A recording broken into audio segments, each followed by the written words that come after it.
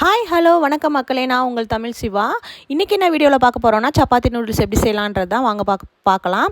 இன்றைக்கி என்ன வீடியோ எடுக்கிறது யாருன்னு பார்த்தீங்கன்னா, என்னோட பையன், சின்ன பையன் தான் வீடியோ எடுக்கிறான். நான் சப்பாத்தி நூடுல்ஸ் செய்ய போகிறேன் அப்படின்னு சொன்னால் உடனேவே அவன் என்ன பண்ணிட்டான், டெம்ப்ட் ஆகிட்டு நான் வந்து வீடியோ எடுக்கிறேமா அப்படின்னு சொன்னால் அவன் நான் பார்க்கணும் அப்படின்னு சொல்கிறதுக்கு என்கிட்ட ஒரு 4 சப்பாத்தி இருந்தது. அதை நான் குட்டி குட்டியாக நறுக்கி தனியாக எடுத்து வச்சுக்கிட்டேன். ஒரு கடாய் வச்சுருங்க, கொஞ்சமாக ஆயில் ஊற்றிடுங்க, பச்சை மிளகா, வெங்காயம், தக்காளி போட்டு நல்லா வதக்கிடுங்க.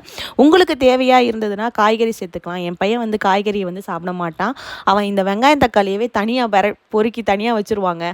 அதனால் சொல்லிவிட்டு நான் வெறும் வெங்காயம் தக்காளி மட்டும் போடுறேன், காய்கறி எதுவும் போடல. உங்களுக்கு வேணுன்னா நீங்கள் எக் ஆட் பண்ணிக்கலாம். நான் புரட்டாசி, அதனால் வந்து எக்கு சாப்பிடக்கூடாது, அதனால் நான் போடுறேன்.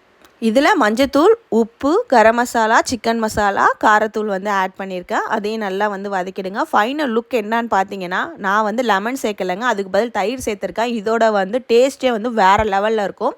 தயிர் ஆட் பண்ணி நல்லா கலந்து விட்டுட்டு சப்பாத்தியை போட்டுருங்க. சப்பாத்தியை போட்டுட்டு கொத்தமல்லியை தூவி அவன் கையில் கொண்டு போய் கொடுத்தான் பாருங்க, அவனோட ரியாக்ஷனை வேறு மாதிரி இருந்துச்சு. அவனுக்கு ரொம்ப பிடிச்சிருந்தது. இந்த வீடியோ உங்களுக்கு பிடிச்சிருந்தா கண்டிப்பாக மறக்காமல் வந்து லைக் பண்ணுங்கள், கமெண்ட் பண்ணுங்கள். அடுத்த வீடியோவில் சந்திக்கும் வரை tata bye bye, see you.